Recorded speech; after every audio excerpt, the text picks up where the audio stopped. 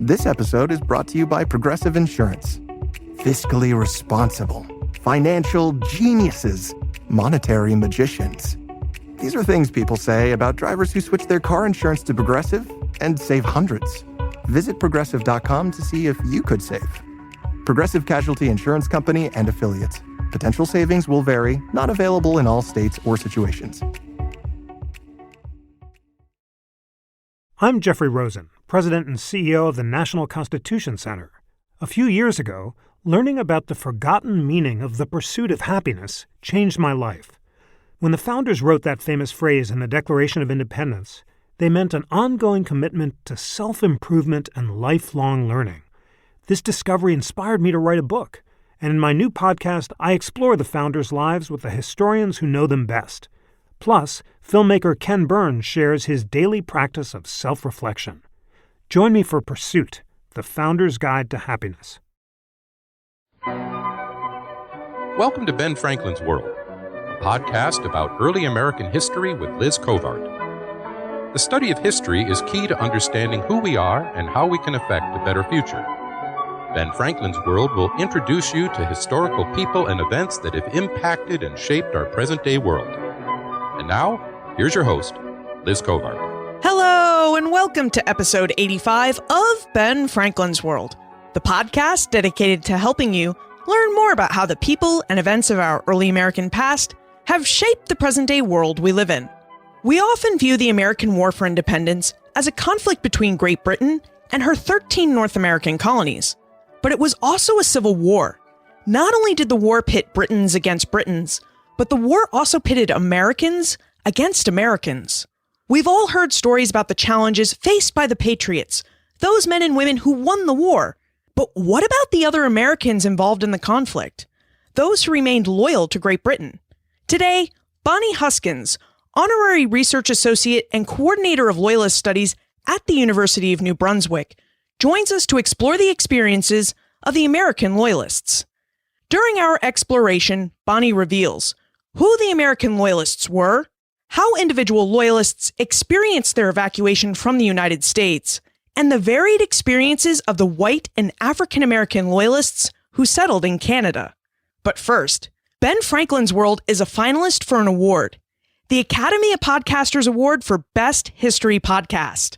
The Academy of Podcasters Awards are like the podcast Oscars, and they're a big deal within the podcasting community because they're awarded based on craft. It's truly a great honor to have the craft of the show seen as being among the best. Now, there are 10 finalists within the history category, and Ben Franklin's World is up against a slate of great shows. But I've submitted the 5-minute clip from the show, and I like our chances. The Academy of Podcasters will announce its winners on July 6. But regardless of how it goes, thank you for all of your support. The fact that you listen to the show and consider its diverse ideas about history, subscribe to the podcast, and tell your friends, family, and acquaintances all about Ben Franklin's World has helped to make the podcast what it is. And that's a success. Thank you. Please allow me to introduce you to our guest historian. With tidings and wisdom to share about our early American past, here is this week's special guest.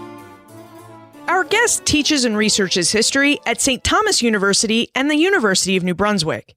At the University of New Brunswick, she holds the positions of Honorary Research Associate and Coordinator of Loyalist Studies.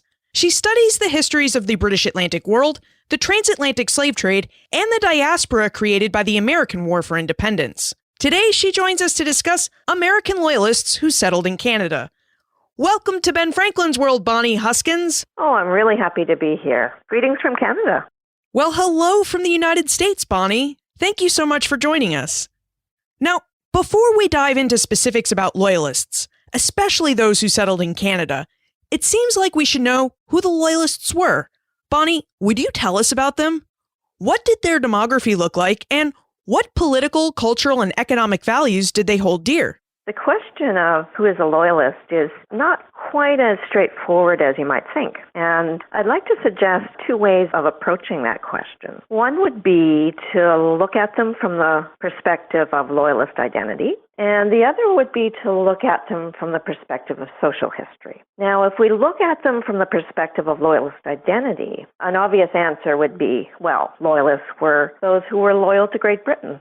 Pretty straightforward. But the question for historians sometimes is, what did that loyalty actually mean? Now, for example, sometimes we see clashes between different ideas of loyalty or what it meant to be a loyalist.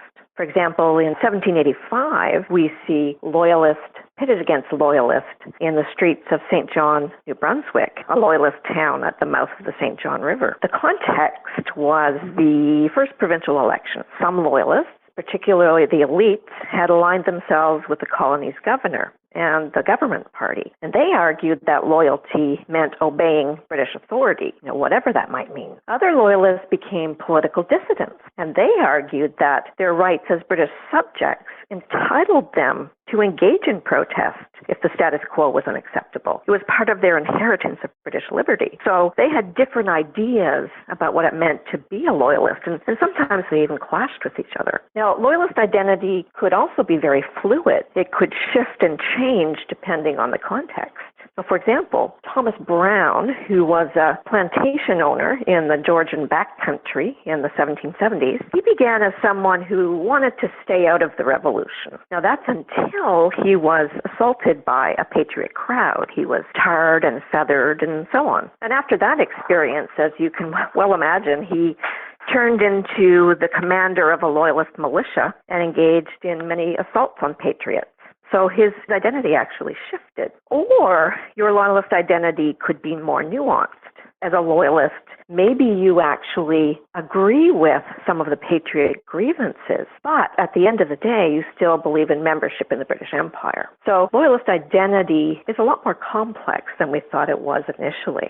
I'd like to approach the question from the kind of history that I do, and that's social history. What I'm interested in are the people. What people were drawn to British lines and why? Now, the students in my Loyalist class had some fun last semester trying to figure out what factors would be involved in someone choosing the Loyalist side in the American Revolution.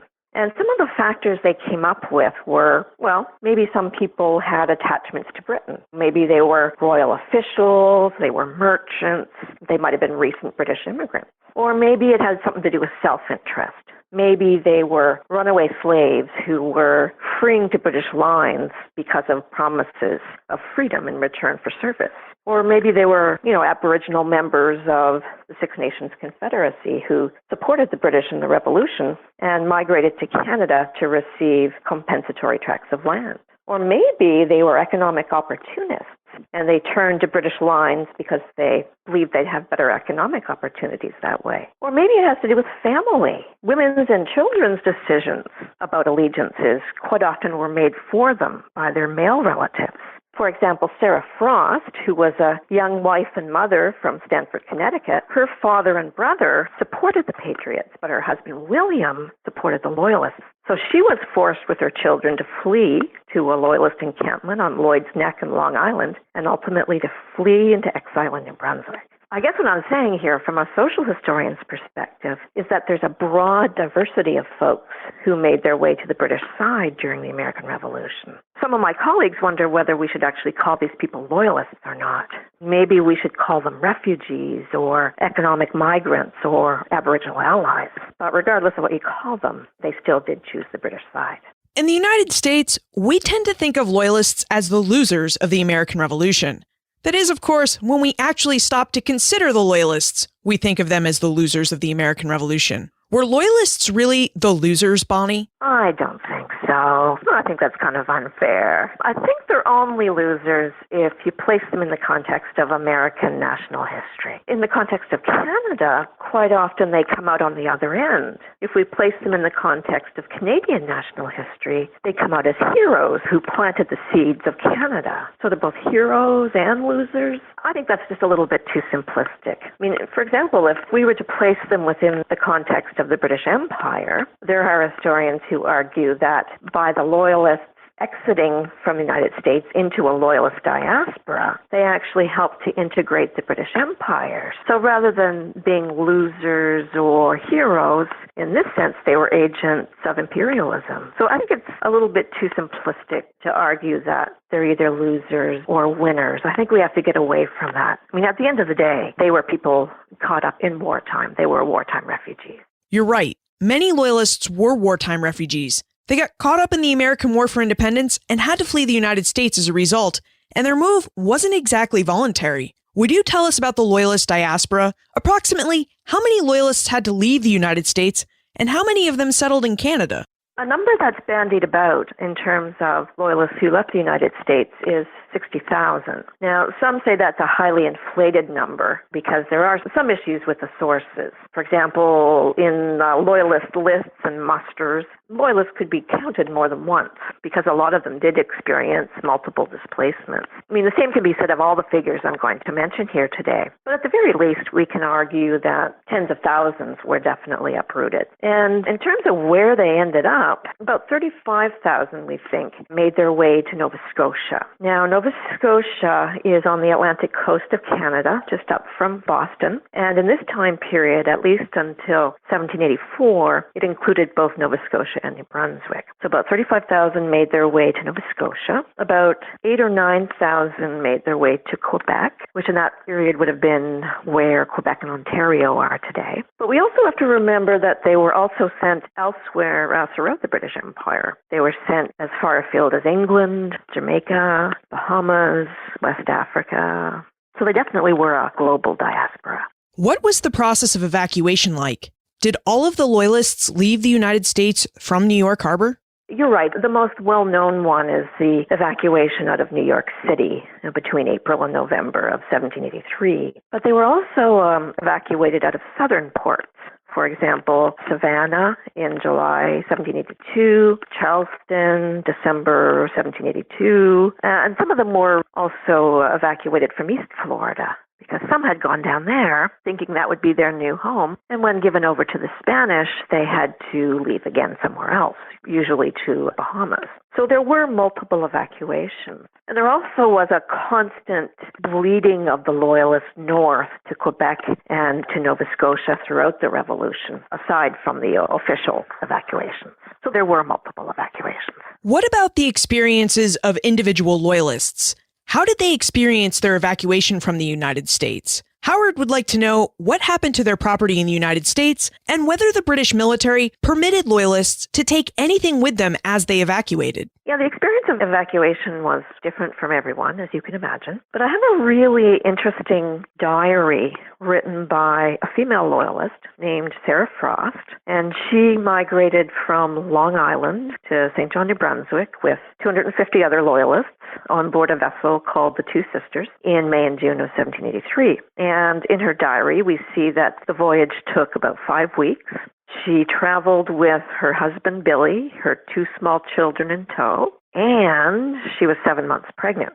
So she shows in her diary that, first of all, the ship cabin was very crowded, containing, 6 families besides her own. We see that despite the fact that Billy had been a Loyalist and, as a result, had broken up her family, she still seemed to love him because she said on May 28th, 1783, quote, "Spent the evening on ship with my little family in playing a game of cards with Billy. As I have not mentioned him before, I may say he is my affectionate husband in whom I take delight." I thought that was quite lovely. After a visit ashore the next day by her son, she wrote about, quote, "how her little son pleases me very much about all he has seen." So it seems like a regular family life on board ship. But on the 9th of June, when all of the other Loyalist families were finally loaded onto the vessel, she recorded how there was, quote, "great confusion in the cabin. At night, one child cries in one place and one in another whilst we are getting them to bed. I think sometimes I will go crazy." The next day, she records in her diary that many of these same children were getting seasick. Now, there's only some indication that she's pregnant on the 13th of June when she, quote, "am so unwell, I lie in my berth all day." And the same case the next morning. And she also records her husband, Billy, trying to make her life more comfortable and bringing her breakfast in bed. On Sunday, June 15th, not surprisingly, people were getting, quote, cross and quarrelsome on board ship. Not surprising. By June 19th, the winds were so blustery, she feared rolling out of bed. Finally, on the 29th of June, she left the vessel and walked onto the shoreline at St. John. And the last entry in her diary notes, quote, "It is the toughest land I ever saw." So I thought that's kind of a neat diary of a pregnant woman's experience of evacuation from New York to St. John. But in terms of Howard's question about goods, I have to remember that a lot of Loyalists had their property already seized by Patriots, so they might not have had as many goods as you might think. But those more well-off Loyalists who did retain their property sometimes liquidated it, so they were able to turn their goods into cash before they left, which was more portable. There were well-to-do Loyalists who were able to afford having many of their goods brought to the docks for evacuation. For example, in New York City, we have descriptions of the docks in New York City just laden with fine furniture, four-poster beds, portraits, etc., etc. Other Loyalists probably came to the docks with little more than the clothes off their back. Now, if the Loyalists were bound for exile in one of the public transports provided by the British Commander-in-Chief Guy Carleton in New York City, they would have been subjected to Carleton's orders on the 16th of April, 1783, to satisfy their debts before they left port, which of course sent many of them into a tizzy. As a result, a lot of the New York newspapers for 1783 are full of auction notices. So it might be that these exiles, to satisfy their debts, are trying to get rid of a lot of their furniture and personal goods before they left. Or it could be that the British are trying to encourage them not to bring quite so many household goods on the public transports. Now, that could explain why about 1 in 10 civilian Loyalists going to St. John, New Brunswick from New York actually did so on private ships. In that way, they could take anything they wanted, anything they needed. And it ranged from pigs, cattle, nails, glass, hinges, anything they'd need to start anew in a new place. Now, just before I leave that topic, there is an interesting collection in King's College Library in Halifax where there are glass cases in the foyer, and they contain a collection of china. And this china was collected by Susanna Weldon in the mid-19th century. And she collected these pieces of china from the descendants of the Loyalists who had originally brought them to Nova Scotia. And she says in the preface of the catalog to the collection, I just like to quote, "The original intention of this collection was to save from destruction some specimens of the china brought to the country by the Loyalists. It's a rather remarkable fact that in the hazardous departure of these refugees, though obliged in many cases to leave their books, plate, and even clothing behind, still the bowl in which some of their children were baptized, or some valuable articles of glass or porcelain, was always saved, and it's believed their descendants will place some value on these slight memorials of an ancestry worthy to be held in all honor." We know of families in New Brunswick and Nova Scotia who still have items which their Loyalist ancestors brought with them to Nova Scotia, whether it's a spoon, a fork, a plate. So yes, Howard, many Loyalists were able to bring goods with them. It wasn't always an easy proposition, but some goods still are passed down through families even today. Your description of the Loyalists' departure reveals many different experiences, and knowing about these experiences humanizes the Loyalists. I mean, when we tend to think about Loyalists, we tend to think of them as a group, not as individual people. But now that we are thinking about them as individuals, could you tell us anything about the emotions they felt as they had to leave their friends, homes, and sometimes their possessions behind? A lot of them definitely were upset. One of the things that I'm really interested in studying is the arrival of Loyalists in Shelburne, Nova Scotia. That's on the southwest coast of Nova Scotia. And one reason why I'm quite interested in them is that almost immediately upon arrival, they started building big homes, they put up taverns, they established Masonic lodges, they had a costume ball amongst the stumps and bonfires. And this is even before they're starting to build their first houses. A lot of commentators, for example, British immigrants, would look at this and say, what is going on with these Shelburne Loyalists? Why are they wasting all their money on defrost rather than, invest in the economy and get their house in order. And it's my belief that one of the reasons the Loyalists are erecting taverns and holding dinner parties is that they're trying to recreate a little bit of what they left behind. They are emotionally distressed as a result of leaving friends and family behind. So they're doing whatever they can to try to recreate a sense of what they've lost. You've hinted at the geography of Canada, but would you help us better understand what Canada looked like when the Loyalists arrived? What did Canadian landscapes look like, and what were the colonies' major cities? There's only two areas, really, where the Loyalists settled in Canada. One of them was Nova Scotia, and the other was Quebec. Suffice it to say, I think that any of the Loyalists who arrived from towns or cities in the American colonies probably thought they had arrived in the colonial wilderness when they arrived in Canada. In Quebec, there were cities like Montreal and Quebec City, but in Nova Scotia, the only real town or city would have been Halifax. So it was definitely more of a rural experience than many of them had been familiar with. Also, we have to remember that the Loyalists had a real demographic impact on this region. When they arrived, perhaps a combined population of Nova Scotia and Quebec would have been, say, around 166,000, maybe 110,000 in Quebec, 56,000 or so in Nova Scotia. So if you add 8,000 to 9,000 in Quebec, Loyalists, and 35,000 to the population of Nova Scotia, they're really having a tremendous demographic impact. So you start to see towns popping up all along the St. John River, for example, where Loyalists are settling. So they're definitely having a transformative impact on the landscape. What we also have to remember is that thanks to the arrival of the Loyalists, we have the formation of new colonies. New Brunswick is carved out of Nova Scotia in 1784, and that's as a result of the arrival of the Loyalists. The island of Cape Breton is also set aside as a separate colony for a short period. And Quebec is divided into Upper Canada, which would have been our Ontario today, as a result of the arrival of the Loyalists. It provided British institutions, so it was more attractive to the Loyalists. And Lower Canada, where a majority of the French Canadians still resided. So the Loyalists certainly had a transformative impact in terms of population, but also in terms of creating new colonies in British North America. Did opportunities to start over differ between Loyalists who settled in Quebec versus Nova Scotia, or were chances to start over about equal regardless of where Loyalists settled? Well, about on par, I would say. To be honest, we have in Canadian history the formation of what we call the Loyalist myth. And that's the idea that Loyalists who arrived in British North America, whether it be Nova Scotia or Quebec, were essentially the cream of the crop, right? They were the best of the best. We got the best and you got the rest.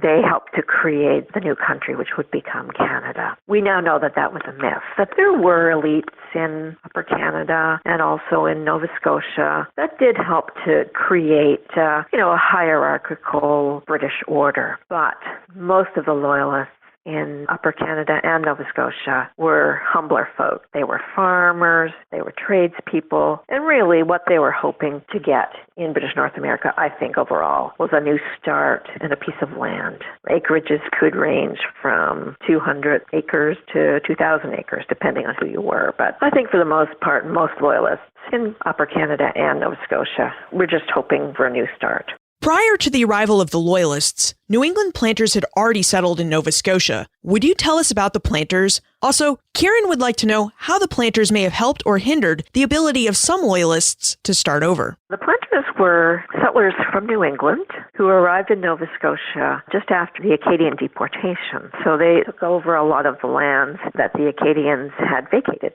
So they had come up shortly after the deportation and had established themselves quite nicely. And then you have the arrival of the Loyalists in the 1780s. And there's some evidence of resentment from the planters because they viewed the Loyalists as being, rather entitled.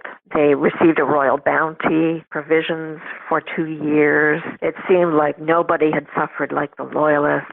So there was a degree of resentment of this group. That is what I am seeing anyway. We also have to remember that the arrival of the Loyalists led to a displacement of other populations in this region. For example, a displacement of the Acadians who were starting to come back in the 1760s. They were further displaced in New Brunswick, and also a further displacement of Aboriginal peoples. So in one sense, New Brunswick's almost like a collection of displaced peoples, if you want to think about it that way. It's kind of ironic that a displaced people, the Loyalists, would arrive and then subsequently displace other displaced peoples. Nate would like to know more about the experiences of African American Loyalists and slaves. Would you tell us about how African Americans experienced evacuation and resettlement? And did their experiences differ from those of white Loyalists? That's a very interesting question. There were two groups of African Americans to arrive in Nova Scotia. One was a group of free black Loyalists. They mostly had been runaway slaves who had deserted to the British lines and expected compensation like the other Loyalists, and then slaves. It's estimated that about 10% of the Loyalists who arrived in Nova Scotia were African Americans. So about 3,500 Loyalists who arrived in Nova Scotia were actually black Loyalists, plus about 1,200 slaves at the same time. Most of the history has been written on the black Loyalists. For example, just outside of Shelburne, in Birchtown, free black Loyalists formed one of the largest free black communities in British North America up to that point, around 1,500 to 2,000 people in that community at one point. Now, there's an historian named Amani Whitfield, because there are reasons why we know more about black Loyalists than we know about slaves in this time period. And he argues that it's partly because of a very familiar paradigm that we have in Canada, and that is the whole idea that Canada always acts as a refuge, that there is a slavery to freedom paradigm that we're familiar with, and that we often think of Canada as always being the refuge, whether it be the Underground Railroad or whether it be the arrival of free black Loyalists. Amani argues that it's actually a much different reality than that.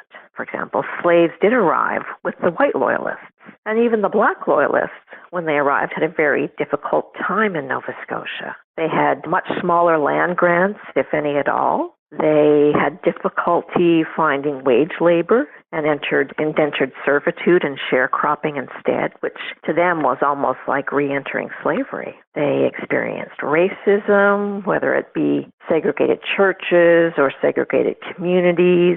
John Clarkson, who was a British abolitionist in Nova Scotia at the time, argued that the free black Loyalists were not slaves technically, but they existed in almost a state of slavery. So that's interesting, that the whole idea that the free black Loyalists were arriving in a place which recognized slavery. Now, it didn't recognize slavery in a statutory sense. There was no statutory protection for slaves, like a slave code, for example. But they did recognize slaves as a form of private property under British common law. So I don't think that's something that the free black Loyalists were necessarily counting on, that they were arriving in a promised land which viewed most African Americans as slaves, even if they were technically free. So it's kind of a tragic story in Canadian history that we don't learn enough about. We usually associate Canada with the Underground Railroad. We don't learn as much about this part of Canadian history. And one thing we should also note is that some of the free black Loyalists became so upset with the conditions in Nova Scotia that they just decided to take part in the Back to Africa movement. And about 1/3 of the free black community in Nova Scotia and New Brunswick eventually ended up going back to Sierra Leone to try again. That also had mixed success, but it's interesting that the free black Loyalists were disgusted enough by their conditions that they decided that going back to Africa was a better option than staying in Nova Scotia. And of course, a lot of African Americans didn't go back to Africa. They were actually born in North America. Perhaps that's why Africa seemed like a better opportunity than Canada. Yes, absolutely. What I find fascinating, too, is that because they were born in the American colonies, one of the reasons they decided to go back to Africa was not only a discouragement because of the conditions in Nova Scotia, but they also wanted to convert Africans to Christianity. So in a sense, they're like a cultural Creole group. They're not seeing Africa so much as going home as they're seeing it a chance to set up new opportunities, but also to Christianize. They did find the church a real place of solace in Nova Scotia and in Africa and wherever they ended up, essentially. I imagine that those African Americans who arrived in Canada as the slaves of white Loyalists must have lived and worked under similar conditions to the slaves who lived and worked in rural New England, where slaves helped clear land, farm, and lived in the family's house. Is this an accurate picture of how slaves in Canada lived and worked? Yes, it is.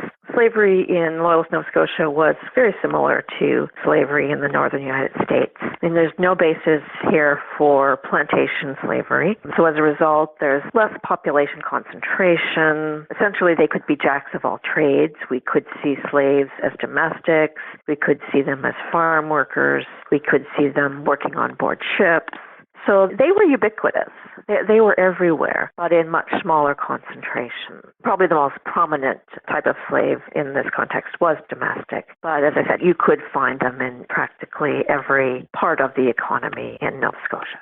Bonnie, one of your positions at the University of New Brunswick is coordinator of Loyalist studies, and you have this neat project there called the Loyalist Research Network. Would you tell us about that project? In 2008, we formed what we call the Loyalist Research Network. And that's a network of researchers, both academic and non-academic. And they're all interested in Loyalists, loyalism, or the Loyalist era. Now, we began this network as a group of folks interested in the Loyalists in maritime Canada. But the more that I reach out, the more that I realize that the interest in the Loyalists is really burgeoning lately. So I'm going to work this summer to transform the network into an international network where researchers can talk to each other from various contexts. What I'm finding rather interesting is that some of the most exciting work on Loyalists today is being done in the United States. A number of scholars are interested in now, not the Loyalists who enter the diaspora, but the Loyalists who either go back to the States or reintegrated back into the States and had been there all along. So I really would like to begin more of a conversation with folks working on the Loyalists in the United States as well as, various places across the globe. So I'm really hoping that this network helps us to connect with each other and helps us to talk to each other. Now, this is a rather basic website at this time, a list of researchers, a list of resources. But as I say, I'm really hoping to transform it into a way in which we can engage in dialogue. So the website is going to change over the next few months into something more substantial. I also have a listserv.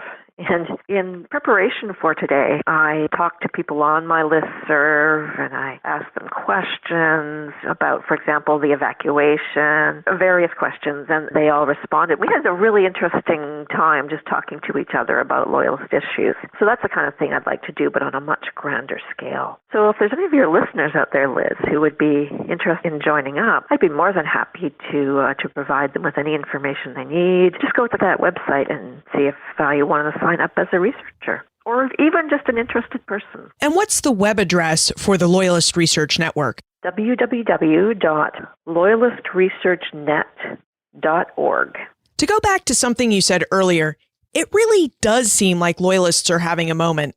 Do we know why that is? That's a really interesting question. I guess it depends on who you ask, but I'm wondering if part of it might be the refugee crises we're seeing these days. We're all familiar with the Syrian refugee crisis, see it on the news all the time. And what some argue right now is that the Loyalists were also wartime refugees, that they experienced a refugee crisis of their own when they arrived in exile. They lived in refugee camps.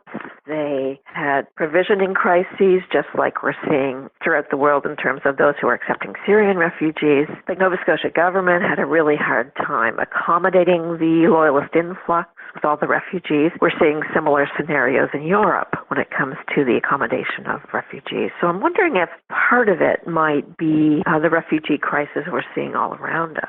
I think another issue might be what happens in a time of war, where we all look around us and we see many wars that are happening throughout the globe. I think we're rather tuned in now in terms of what it means to come down on either side. Both countries, Canada and the United States, have had controversies over participation in certain wars, and we know what can happen if you're accused of supporting or not supporting a particular war. So I think at the end of the day, all history is in some way semi-autobiographical. So I think what's going on around us definitely influences what our historical interests are. So I think those might be a couple of reasons why the Loyalists are becoming, a lot more popular these days.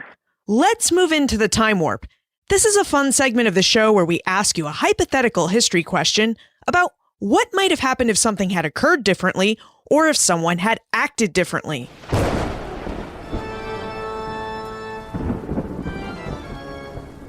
The time warp. Historians can't predict the future, but they can speculate about what might have been. In your opinion, what might have happened if Great Britain had won the American War for Independence? How would the lack of a Loyalist diaspora have affected the development of Canada and the Atlantic world? I actually asked people in my Loyalist research network what they would say to such a question. There was a difference of opinion amongst the members of my network. A couple of my colleagues actually said that if Britain had won, what we would see would be the formation of a colonial federation, or if you will, a dominion of North America. So rather than have Canada and the United States, we'd have a dominion of North America, a colonial federation, with probably some representation in the British Parliament. They also thought that Loyalists would have been the winners this time, so there would be a changing balance of power and of government. There would be a different set of political and religious leaders who would have risen up, but probably there would be a gradual assumption of self-government, just like you see in Canadian and Australian history. So that was one of the responses to my question, that there would be the formation of some sort of colonial federation or maybe a dominion of North America. Another colleague of mine said, however, that if Britain won the war, he didn't think it would have staved off American independence for very long. He thought that the grievances that the Americans had probably would not have been resolved at that point, and that their feelings were strong enough that they wouldn't have been buried for very long. So if the Americans weren't successful this time, they probably would have been successful a few years from then. So that's kind of two different directions that members of my Loyalist research network entered. Very different responses. Bonnie, you know so much about Loyalists. Would you help out your American friends by recommending a few books about Loyalists and their experiences in Canada? One of my favorite books right now is Money Whitfield's book, North to Bondage, Loyalist Slavery in the Maritimes. It's a great book. It's just come out in 2016, and it does talk about the arrival of Black Loyalists, but particularly how Loyalists brought with them slaves, and we really have the expansion of slavery during the Loyalist era in Nova Scotia. So it's an entirely different take, really, on the Loyalists by focusing on slavery per se. I'd also like to suggest a little book called Loyalist Rebellion in New Brunswick by David Bell. It's a book which shows us how American Loyalists, when they landed on the streets of St. John, New Brunswick, essentially recreated some of the tensions of the American Revolution all over again. You have Loyalists fighting against Loyalists over issues like liberty and authority. And essentially some worried that another American Revolution was starting in the Loyalist diaspora. I'd also like to suggest Liam Riordan and Jerry Bannister's book called The Loyal Atlantic. It's a collection of essays from a conference on Loyalists and Loyalism at the University of Maine in Orono a few years ago. And it's really interesting because it places the Loyalists not within American or Canadian history, but in a broader British Atlantic world history. And lastly, I'd like to suggest a group blog. It's called Borealia. And it's a blog on early Canadian history. And you'll find some posts there on the Loyalists, quite a few actually. It's been one of the more popular series on Borealia, but also other aspects of early Canadian history if you're interested in the colonial period in a Canadian context. And what aspect of Loyalist history are you researching and writing about now? I've got 3 projects on the go. The one I started with was a project on how uprooted Loyalists recreated community upon arrival and exile in the Maritimes. So I was interested in, how uprooted peoples try to recreate a sense of community again. What I found interesting is that they used sociability as a way to do that. So, like the people I study in Shelburne, one of the first things they do upon arrival at a new place is to engage in dinner parties, have balls and banquets, establish Freemasonic lodges, establish taverns. So I'm very interested in how 18th century sociability has been used by the Loyalists to help recreate community in their new home. Another interest that I have is Loyalist Freemasonry. We usually associate Freemasons, I think, with the Patriots, with founding fathers like George Washington, who was a Freemason. But I've found lodges founded by Loyalists as well, and many of these Loyalists brought Freemasonic lodges with them into exile. I've come across lodges in Shelburne and St. John, which began in places like Boston and New York City, but also were transferred to places like St. John and Shelburne, and many of the members were still intact. So I'm very interested in the Loyalist Freemasons as a networking association, a way in which Loyalists were able to hang together and, again, recreate a sense of community once they arrive in a new community. And lastly, I'm following around the British Atlantic world a military engineer named William Booth.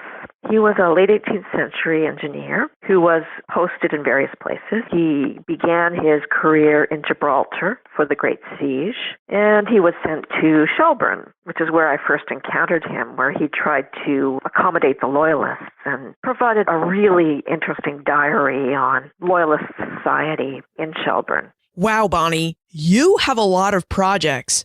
Good luck with them. Is there a place where we can go to learn more about your work and how we can get in contact with you if we still have questions about Loyalists in Canada? My contact information can be found on a couple of websites.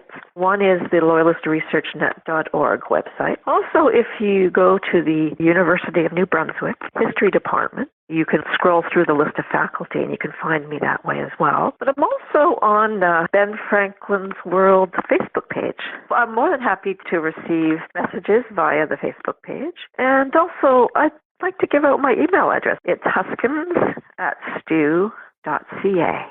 Bonnie Huskins, thank you for being an active member of the Ben Franklin's World listener community on Facebook and for revealing the experiences of the Loyalists who went to Canada. Oh, I'm very happy to do so, and I am really pumped about being a member of Ben Franklin's World. The American Loyalists were not the losers of the American Revolution, but their loyalty to Great Britain certainly came at a cost. Many Loyalists lost property, money, and relationships over their political beliefs. Thousands of Loyalists became war refugees who were forced to leave their homes in the new United States. And these men and women and their families had to relocate all over the Atlantic world and around the British Empire, including to British Canada. The Loyalists' relocation to Canada had profound effects on this colony and its development. Loyalists helped to expand Canada and to establish new cultural, civic, and educational institutions within its borders. However, the towns and communities in which they lived often didn't exist upon their arrival. Like other American pioneers, Loyalists worked hard to clear the land and to build new homes in a new place. But in the process of rebuilding their lives, the Loyalists sometimes displaced Native Americans, Acadians, and other Canadians. Our exploration today reminds us that there are always multiple ways to view historic events and people. For example, the American Revolution and its war for independence allowed some North Americans to claim liberty and freedom, while others remained enslaved, and still others felt oppressed by Patriot-led committees and governments. Each of these groups witnessed the revolution, but they experienced the event differently. It's only by investigating and considering all of their viewpoints that we will gain a better understanding of the revolution and its impact.